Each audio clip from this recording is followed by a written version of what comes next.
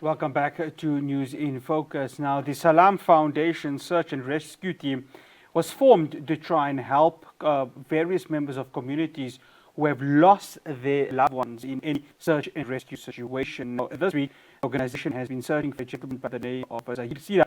Until today, they still have found no trace of him. So, now I'd like to welcome from SFSR, Mikaeel Kassim. Mikaeel, assalamu alaikum rahmatullahi wa barakatuh, and jazakallah so much for joining us. Wa alaikum salam wa rahmatullahi wa barakatuh. It's only a pleasure.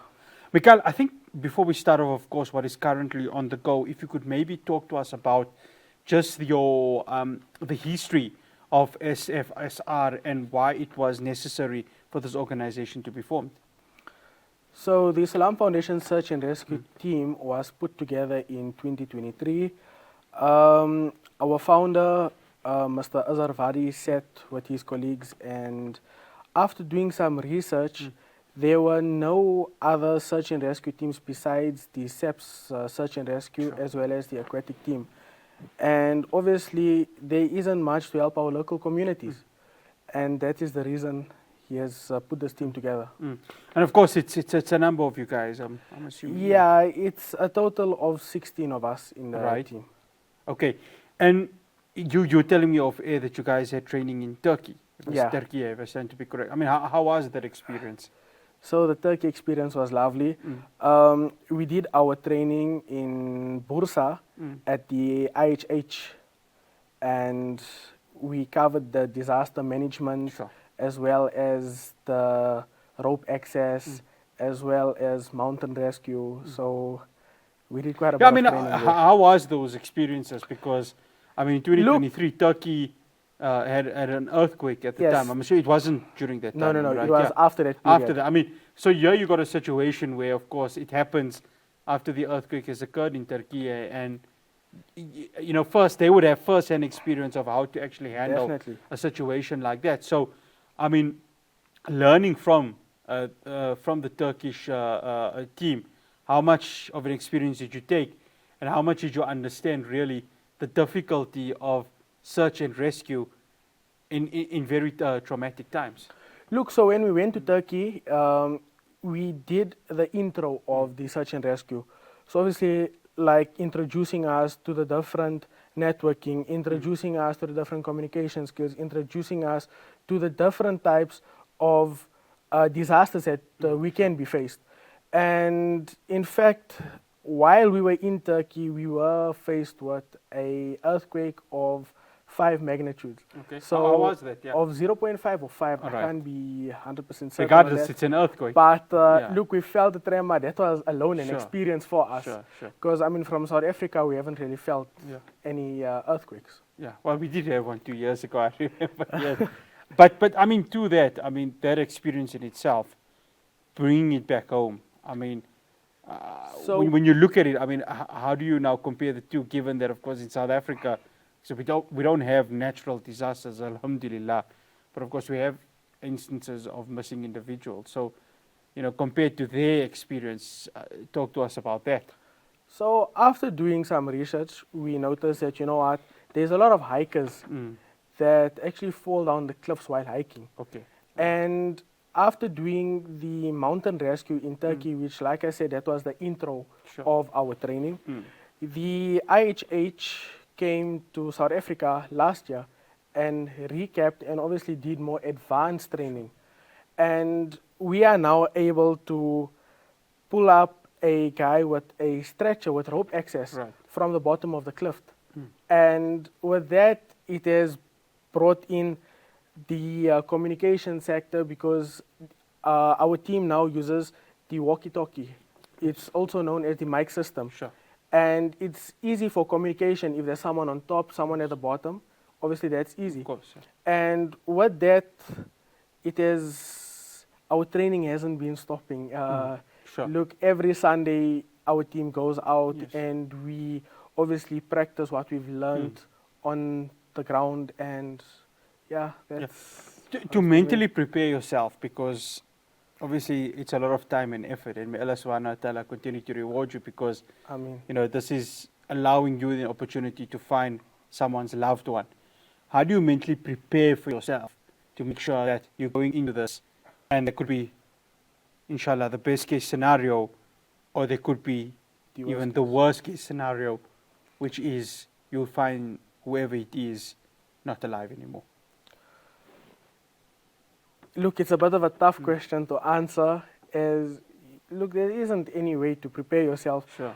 I suppose it's just to try and build a bit of a hard heart and try and not get your emotions in the way. Yes. Because obviously getting your emotions in the way... This is an emotional situation. Definitely. Because and any life has really got a, I don't say the word value, but it's got a meaning to it.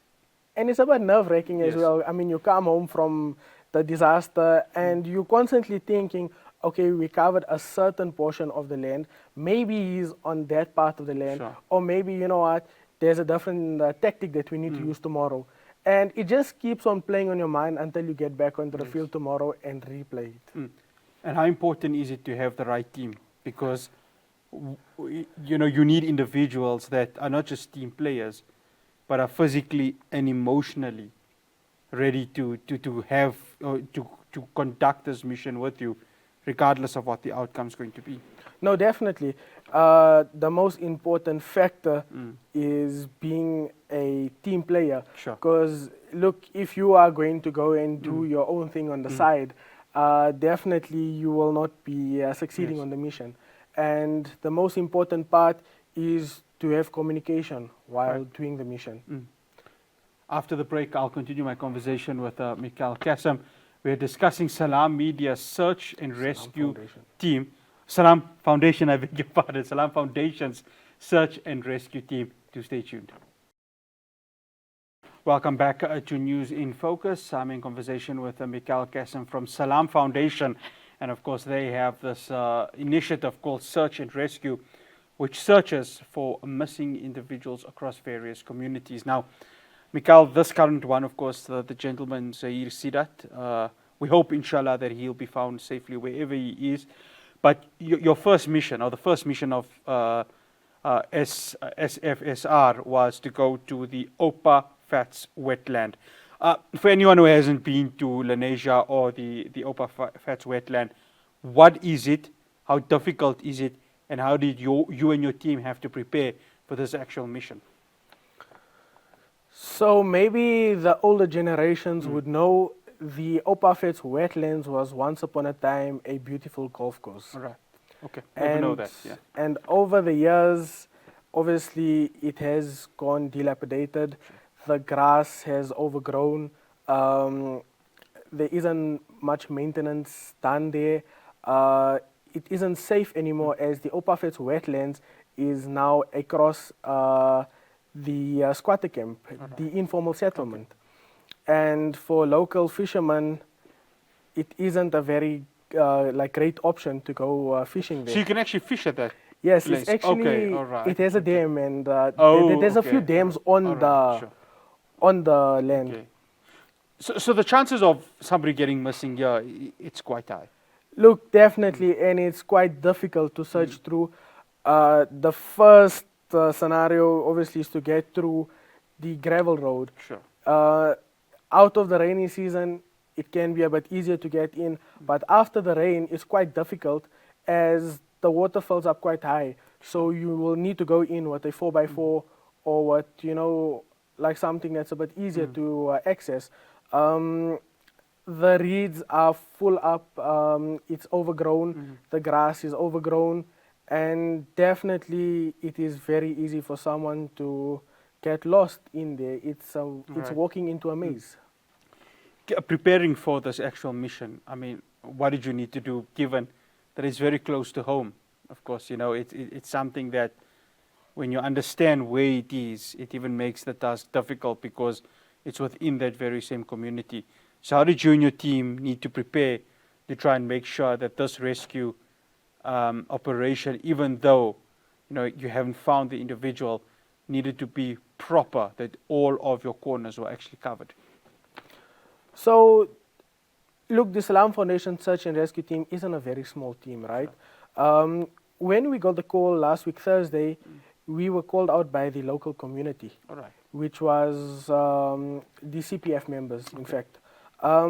After going out, the Salaam Foundation dealt with this situation with different other organizations. Sure. So what we did was we then decided to like segregate, and I mean not segregate, if I can say, like separate the teams. Sure. And go in, and like a certain team will cover a certain portion of the land and so forth.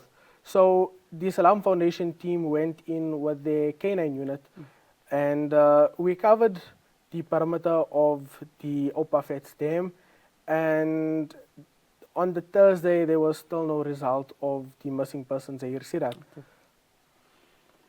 Equipment that needs to be used. So obviously the Opafets wetland is different to maybe other areas where the search and rescue team needs to go to. What are the necessary equipments that needs to be used in order to make sure that when you are going for these operations, you have the right equipment, and who does the quality control checks to make sure that all of this is ready? Because one would assume that an organization like yours has to go in fully prepared for a situation like this. Look, so we have our team members that have their duties to do the checklist and see that all the equipment is in, and obviously do stock count and whatever else. But all our equipment is actually stocked into our vehicles. Right. So in a case like this, when we got the call, our team was able to get ready and be at Opafets in just 10 minutes. Okay. So it was a fast response. Yes, yes, sir. And after like getting to the Opafets, the team needed to make sure that they were wearing the correct clothes. Because going into Opafets, you will need to wear your boots. You will need to go in with hiking poles. You will need to go in with a bit of a long and protective gear. So your PPE, your safety glasses if possible, because there's various situations or various scenarios that can take place there. While covering our mission, the Salaam Foundation team were faced with a snake which is known as the rankals. Oh, no, And those ones are dangerous. the rankals are actually spitting snakes. So that's the reason we say the safety goggles is actually quite necessary. Okay. Yeah, I mean, I can only think of it because they're practically everywhere. No, It's not just definitely. in the Opafets wetlands. You'll find them even on, the various street corners. And looking after yourselves as team members is important, because you just mentioned, a snake bite, for example, a potential snake, but also making sure that the communication between your members are important. So what do you use with regards to communication between your members? Because you were saying, I mean, the Opafets wetland or any other scenario where you are going into, it's quite a large area, so you need to cover all of these different areas. So majority of our members actually have the mic system, Okay. which is known by many as the walkie-talkie. And for instance, if we have a team that's out and a team that's currently going into the disaster, we need to have great communication skills in order to like update the team for safety requirements as well as the surroundings to update us, obviously. Sure. Okay. The fact that this is something that is necessary for a community, how important is it that communication not only with the community but also with the South African Police Service, the CPF, and other search and rescue teams are important to make sure that when there is a mission that has to occur, it is done so unilaterally? So the Salaam Foundation Search and Rescue team actually had made great communication or great connection, if I may say it, like with the South African police services. And after completing all our trainings, and we obviously now are well prepared and we know that we can handle a situation. Sure. We went and we had a meeting with the SAPS K9 unit as well. And we are now actually on their response groups. So if, for instance, there is a mission that needs to take place and the South African police services do need our assistance, they can call upon us. Of course. As well as the COJ EMS aquatic team. Because if we're going out, we do need their assistance as well. Course, so it's vice versa. I want to ask the city of Johannesburg, I mean, how have they responded not only to the starting of this organization, but just assisting you in not only training but also helping you in various situations? Look, the Salaam Foundation team is trained for mountain rescue as well as urban, like urban disasters. Sure. The urban disaster is broken up into earthquakes, landslides, tremors. But when it comes to the aquatic part of it, the Salaam Foundation team is still going for the aquatic training. Okay. So we do need the assistance from the COJ EMS aquatic team. Yes. And therefore, they only a call away. So Yes, yeah. if needed, they will come to our Okay. assistance. No, I want to touch. I see during this December last year, when there was, of course, water shutdowns. Talk to us about that, because that was such a bad time for the city of Johannesburg, given that some areas had little or actually no water at all. So our team came together and said, you know what, we'll have designated spots where people can come and fill the water as we had tankers out. But let's look at the older folks out there that can't travel and that can't carry their water, of course. And our team decided to go out. We covered Lenasia, we did Deep Clough, Sure. we did like various other communities where we actually went physically to the people's houses, we went to the old age homes and we filled the water for them, as well as our team helped them to put the water in their specific place for it. Sure. How proud are you to be part of this team? I mean, given that Muslim organizations across South Africa are doing fantastic work, no matter who you are, and of course, Salaam Foundation itself. I mean, they've been across to Gaza, they've been across to various parts of the world, here in South Africa also. But the fact now that there's a search and rescue mission, and of course it's an organization that sees beyond race, color, creed, all of that. The fact that here's an organization which a Muslim can say it's one of our own, and we're willing to help each and every member of society. Look, I'm honored to be part of this team. It's something that, you know, like you can't explain to someone, as like for majority of our members, they have a passion for it. And going into the Gauteng rescue teams is very difficult, as there's a lot of protocols to follow. Of course, yeah. But the Salaam Foundation team gave us a chance and have trained us, and we can now obviously serve the community. Sure. And that is something that's a right of a Muslim, to course. serve the next person. Of course. And where can people find your details? And, you know, Allah forbid a situation has to happen, but if it does happen, how can people get a hold of the Salaam Foundation Search and Rescue to know that there's somebody out there, as they would say, a quote-unquote Cape Crusader, that will be able to assist those people who are vulnerable and need help, especially when their loved ones are missing? So the Salaam Foundation, as I've said, we are on a lot of networking groups, Sure. especially on WhatsApp. And if anyone does put out a message on any of the WhatsApp groups for the Salaam Foundation details, Sure. a lot of people do have it.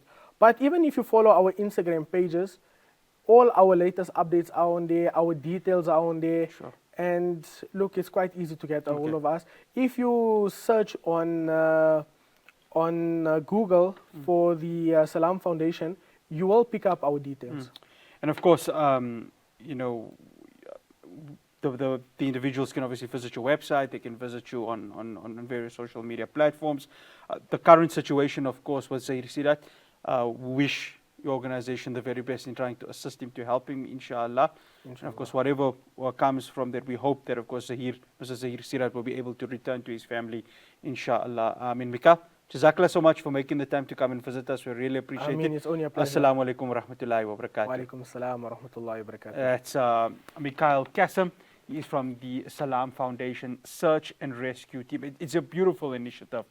And I must say, because it allows for there to be another form of search and rescue, that if your loved one is gone missing, that they can be there to assist wherever it may be, and that given the turnaround time, that they'll be able to find that loved one of yours and to bring him or her back home. And of course, we make dua that there will be the very same case for Mr. Zahir Sidat.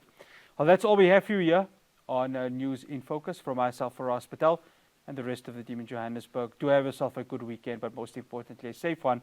Assalamu alaikum wa rahmatullahi wa barakatuh.